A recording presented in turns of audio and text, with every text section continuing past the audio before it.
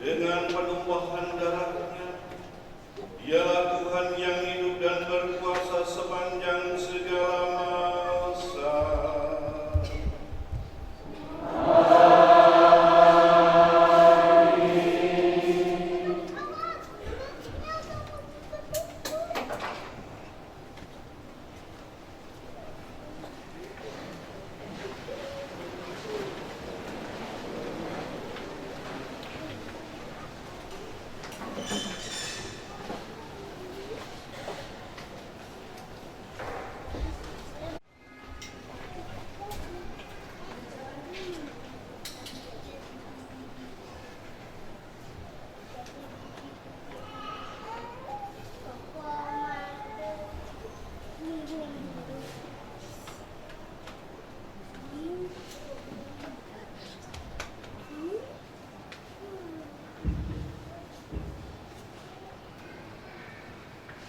Bacaan dari kitab Yesaya.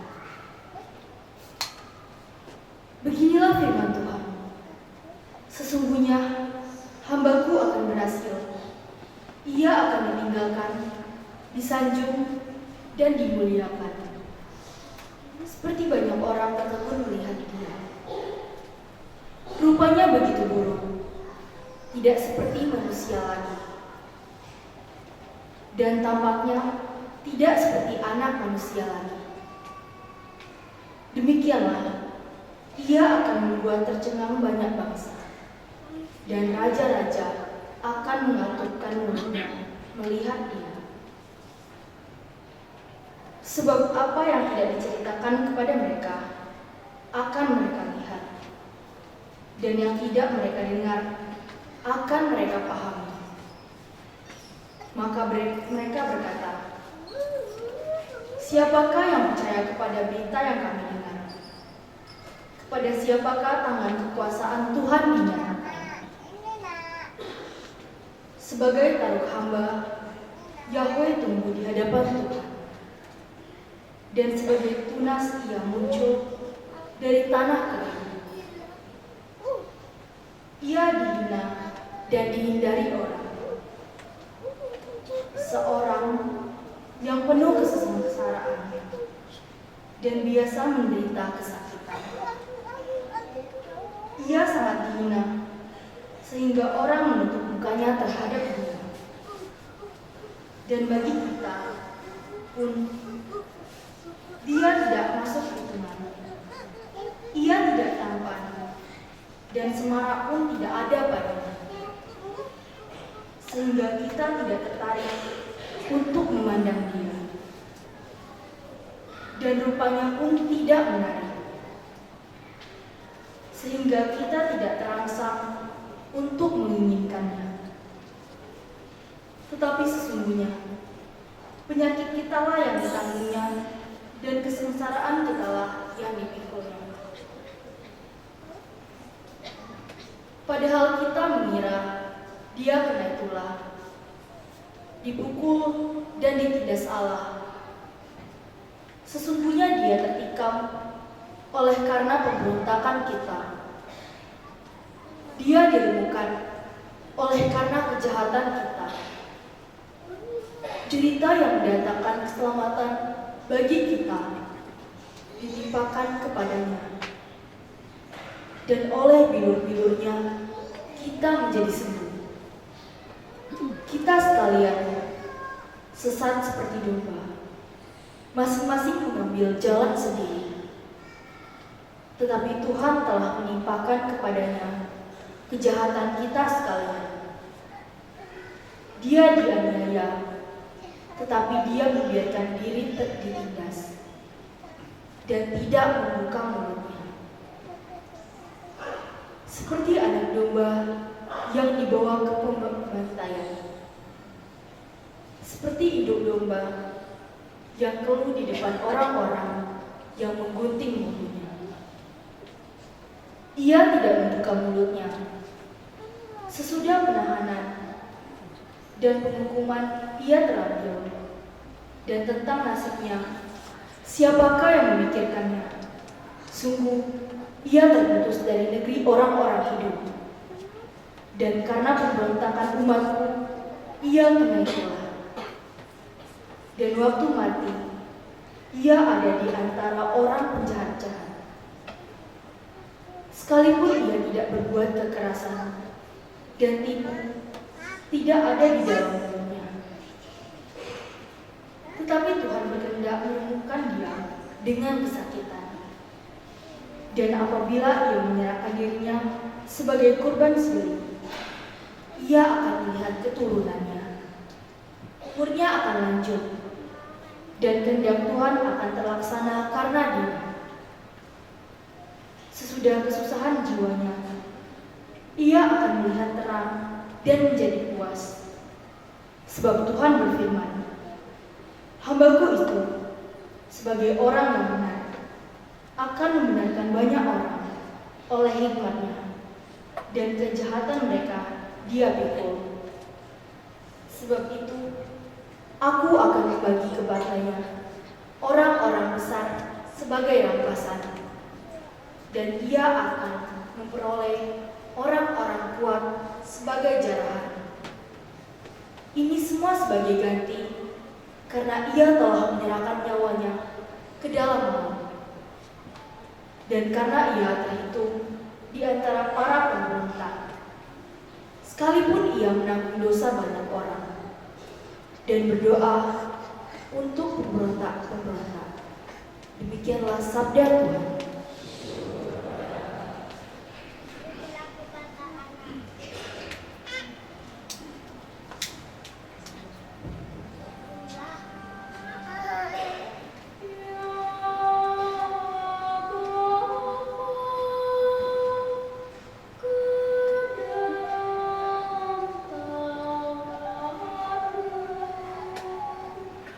Ku serahkan jiwa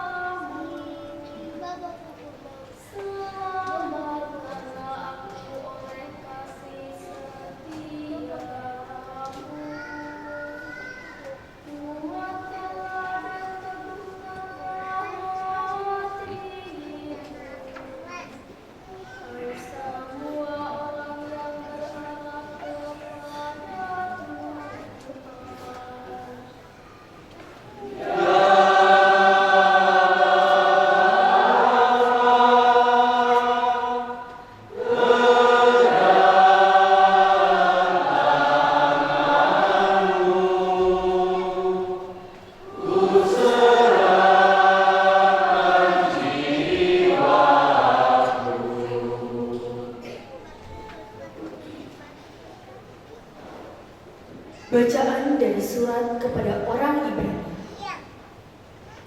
Saudara-saudara, kita sekarang mempunyai Imam Agung yang telah melintas semua langit, yaitu Yesus Anak Allah.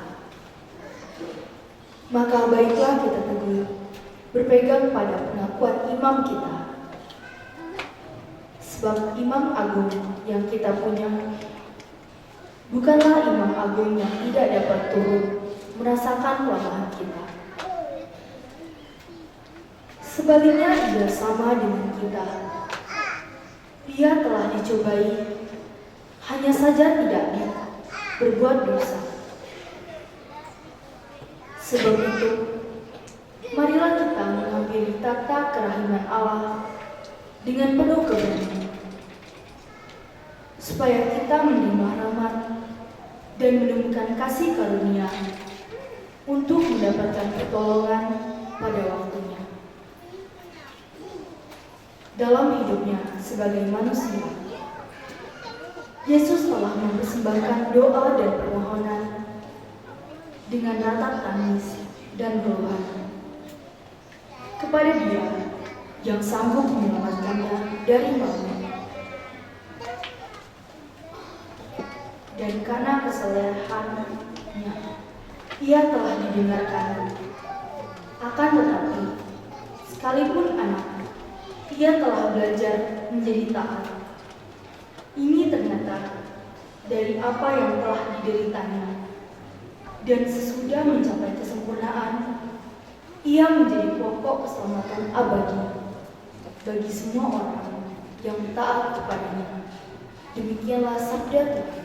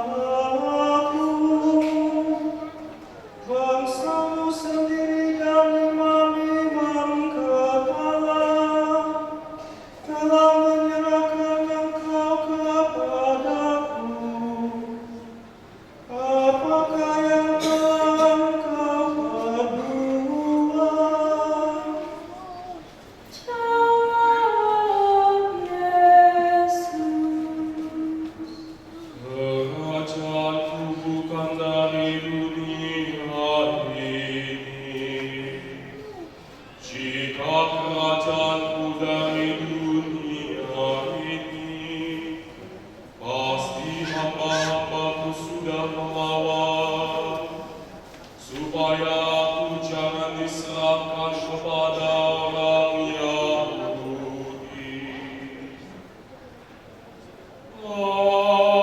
Akan tetapi, kerajaanku bukan dari sini. Maka kata Pilatus kepadanya, Jadi engkau adalah raja. jawab Yesus, Seperti yang kau katakan, aku adalah raja. Untuk itu aku lahir, dan untuk itulah aku datang ke dunia ini, yakni untuk memberi kesaksian tentang kebenaran.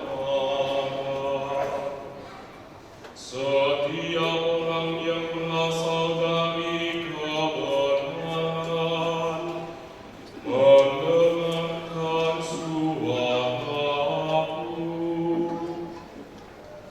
kata Pilatus kepadanya, Apakah kebenaran itu? sesudah mengatakan demikian, Pilatus keluar lagi mendapatkan orang-orang Yahudi dan berkata kepada mereka, Aku tidak mendapati kesalahan apapun padanya. Tetapi padamu ada kebiasaan bahwa pada hari raya Paskah aku membebaskan seorang bagimu. Maukah kamu supaya aku membebaskan raja orang Yahudi ini bagimu? mereka pun berteriak,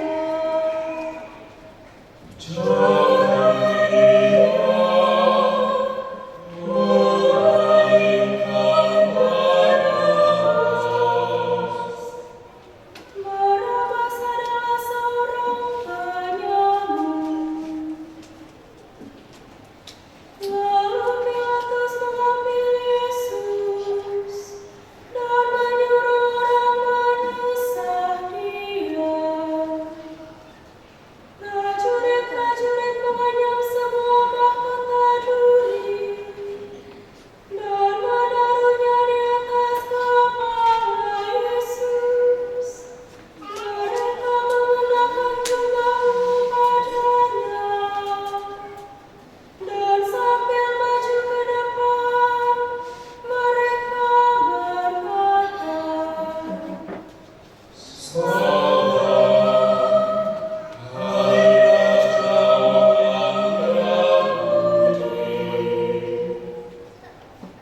lalu mereka menampar wajah Yesus. Pilatus keluar lagi dan berkata kepada orang-orang Yahudi, Lihatlah aku membawa dia keluar kepada kamu, supaya kamu tahu bahwa aku tidak mendapati kesalahan apapun padanya. lalu Yesus keluar bermahkota duri dan berjubah ungu. Maka kata Pilatus kepada mereka, Lihatlah manusia ini.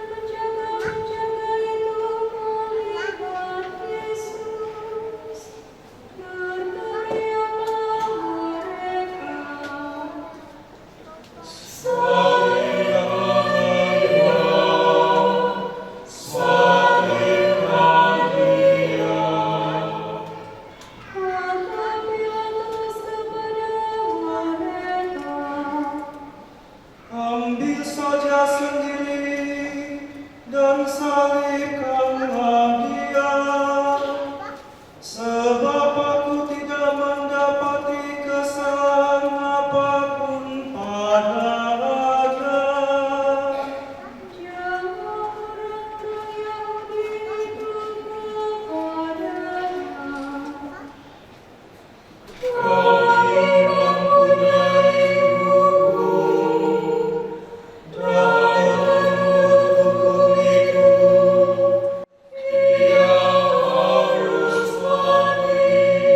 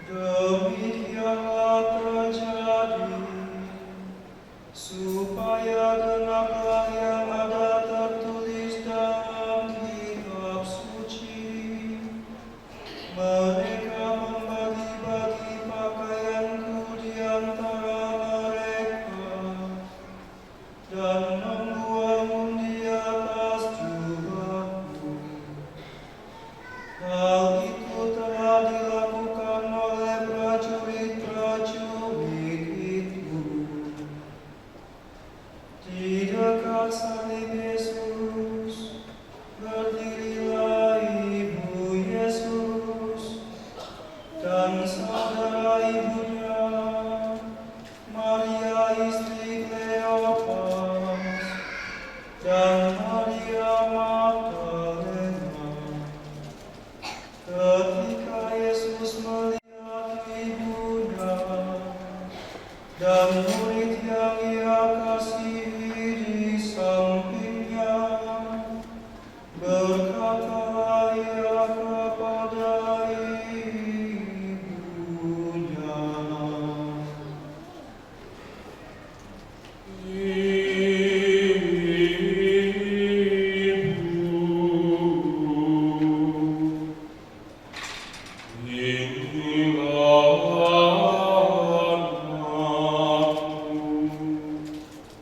dan kemudian katanya kepada murid itu,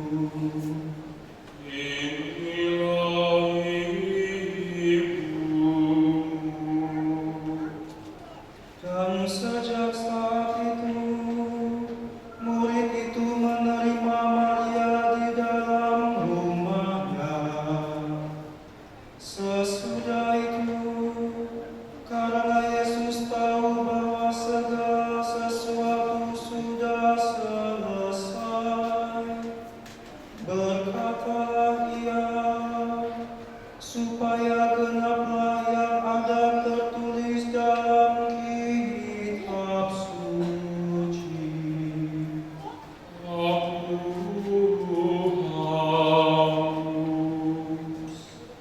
Di situ ada suatu buli-buli penuh anggur asam. Maka mereka mencucukkan bunga karang pada sebatang hisop, mencelupkannya ke dalam anggur asam itu, lalu menunjukkannya ke mulut Yesus. Sesudah meminum anggur asam itu, berkatalah Yesus, Sudah selesai.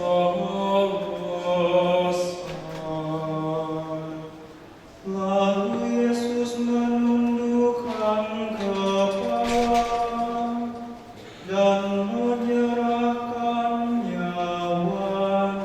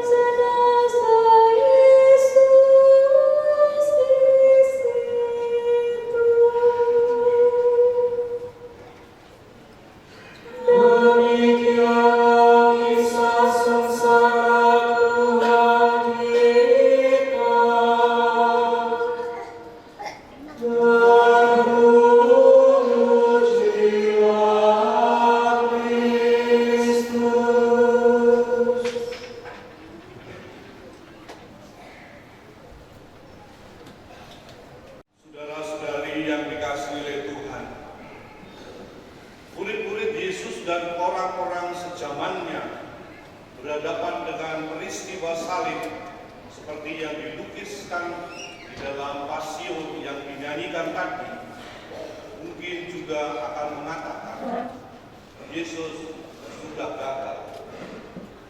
Mesias kok mengalami kematian? Dan ternyata memang banyak murid, banyak yang kehilangan pengharapan. Padahal Allah dalam nubuat Nabi Yesaya telah mengatakan, sesungguhnya hamba-Ku akan berhasil, ia akan ditinggikan, ia akan disanjung, ia akan dimuliakan.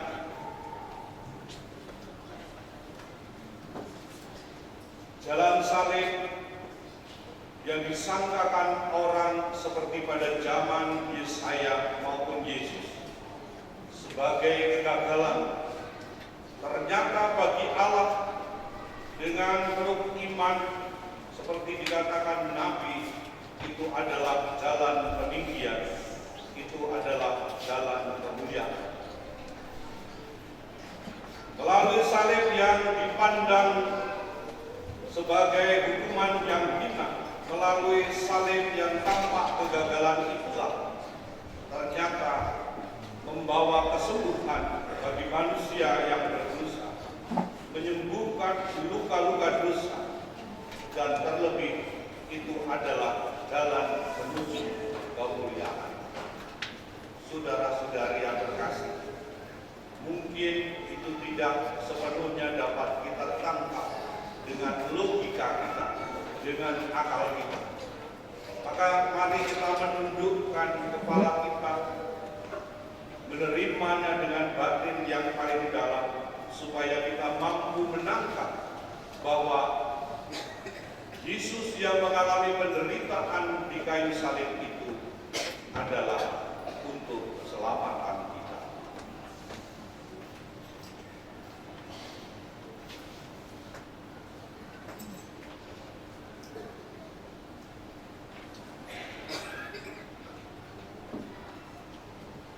Saudara-saudari yang terkasih, mari kita melanjutkannya dengan doa meriah.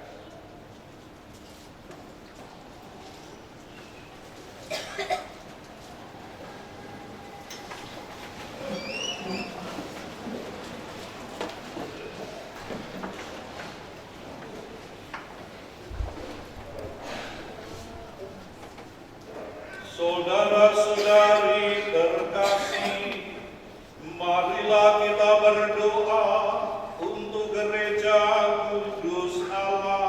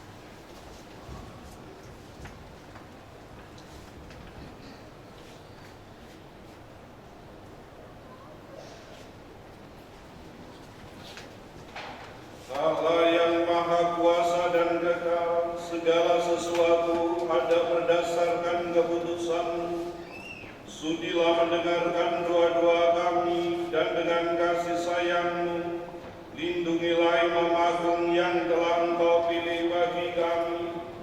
Semoga umat Kristiani yang Engkau percayakan kepada penggembalaannya berkembang dalam iman dengan pengantaran Kristus Tuhan kami.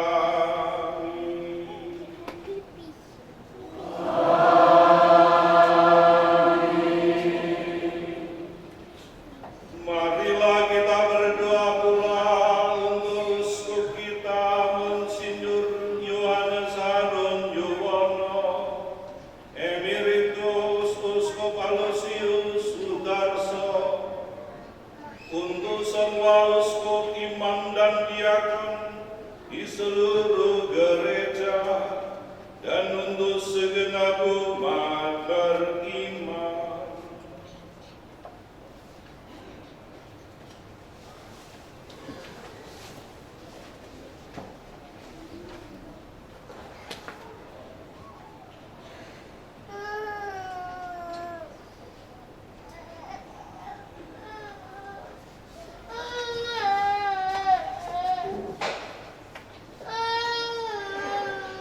Allah yang Maha Kuasa dan Kekal, dengan Roh-Mu Engkau menguduskan dan memimpin seluruh gereja.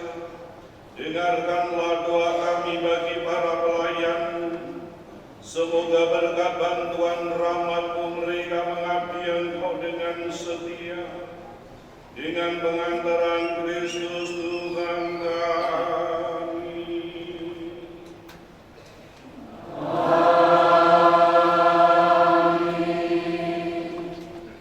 Marilah kita berdoa pula untuk para calon baptis, supaya Allah dan Tuhan kita membuka telinga hati mereka dan melapangkan pintu kerahiman-Nya, agar berkat pembasuhan kelahiran kembali segala dosa mereka dihapuskan, dan mereka hidup dalam Yesus Kristus Tuhan kita.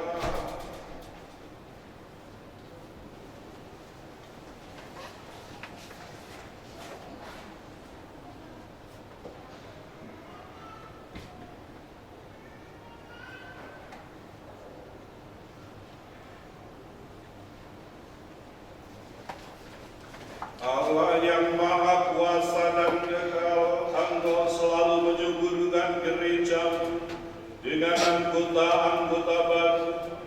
Sudilah menambah iman dan pengetahuan para calon baptis, supaya dengan dilahirkan kembali lewat bencana pembaptisan, mereka digabungkan dengan himpunan anak angkatmu, dengan pengantaran Kristus Tuhan kami.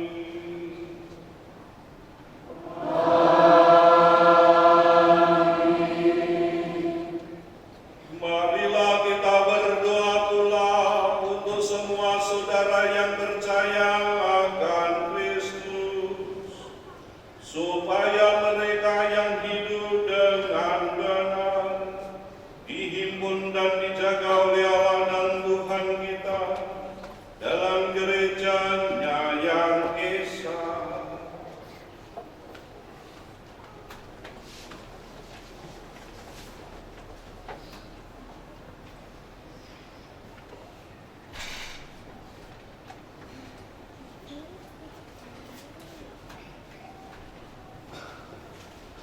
Allah yang Maha Kuasa dan Kekal, Engkau menyatukan yang tercerai-berai dan memelihara yang telah bersatu.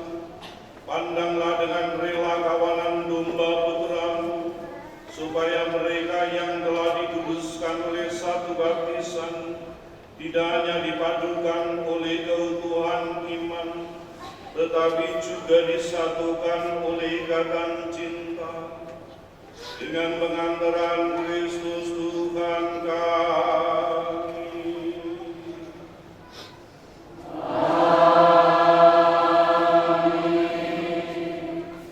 Marilah kita berdoa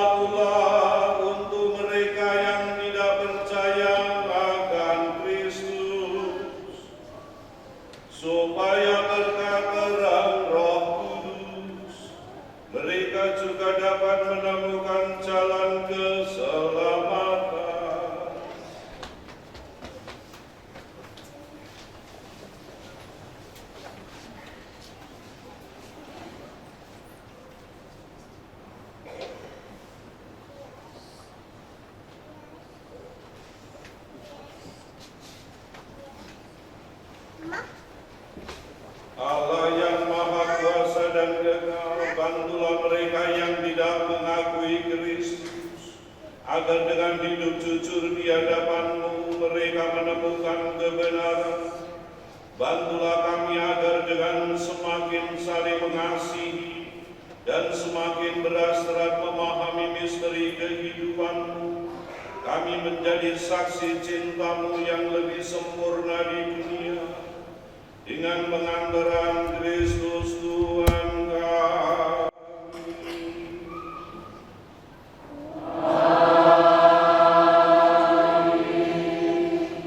Marilah kita berdoa pula untuk mereka yang tidak mengenal Allah, supaya mereka yang dengan tulus hati mencari kebenaran layak menemukan Allah sendiri.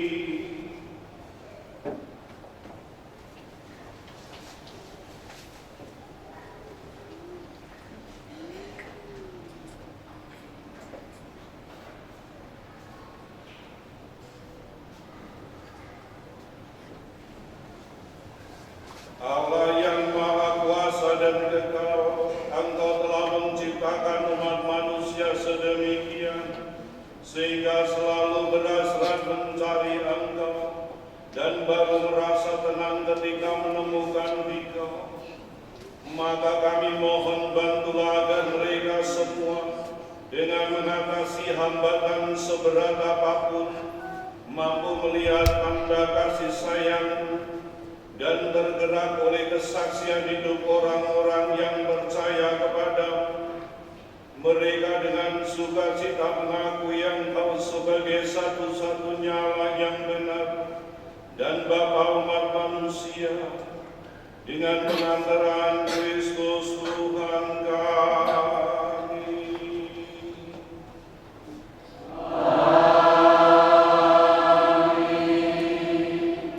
Marilah kita berdoa pula untuk semua pemimpin negara,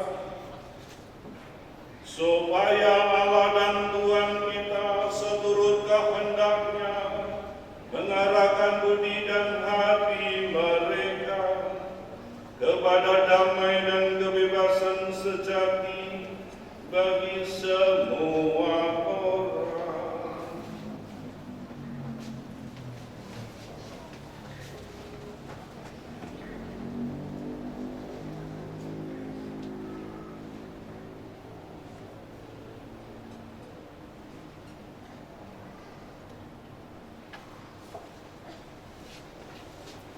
Allah yang Maha Kuasa dan Kekal, di tangan-Mu pikiran manusia dan nurani para bangsa.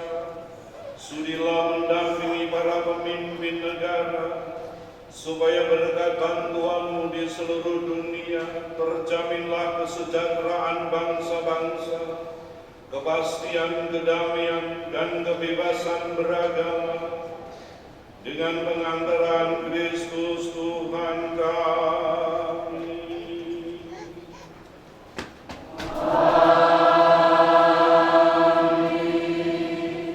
Saudara-saudari yang terkasih, marilah kita berdoa kepada Allah, Bapa yang Maha Kuasa, supaya Ia membersihkan dunia dari kesesatan, melenyapkan penyakit, menjauhkan kelaparan, membuka penjara, mematahkan belenggu, melindungi musafir, mengantar pulang pengungsi, dan menyembuhkan orang sakit, dan menyelamatkan orang yang meninggal.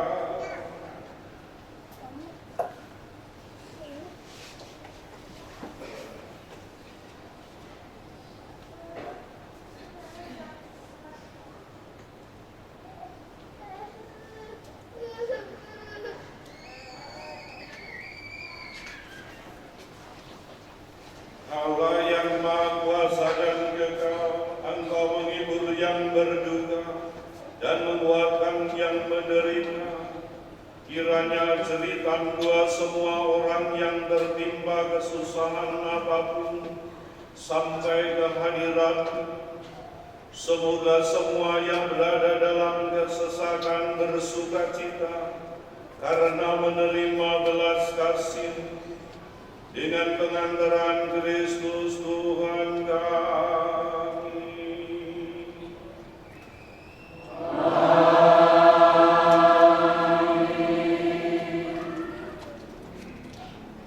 Kita lanjutkan dengan ibadah penghormatan salib.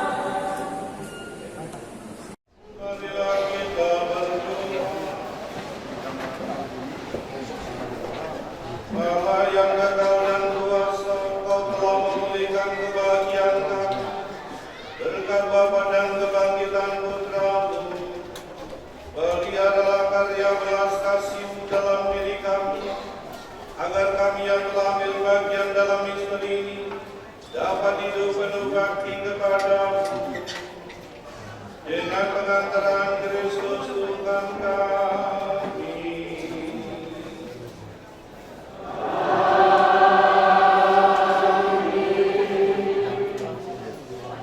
Saudara-saudari yang terkasih, setelah kita memohon berkat, kita pulang di dalam keheningan. Salam-salamannya dan yang lain-lain itu nanti sesudah Paskah saja. Mari kita menundukkan kepala untuk menerima berkat Tuhan.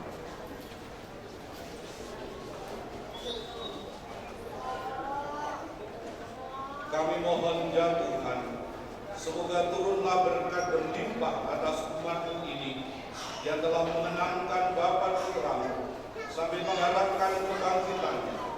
Berikanlah pengampunan, anugerahkanlah penghiburan, tubuhkanlah iman yang kudus, berikanlah jaminan penebusan yang kekal dengan pengantaraan Kristus Tuhan kita.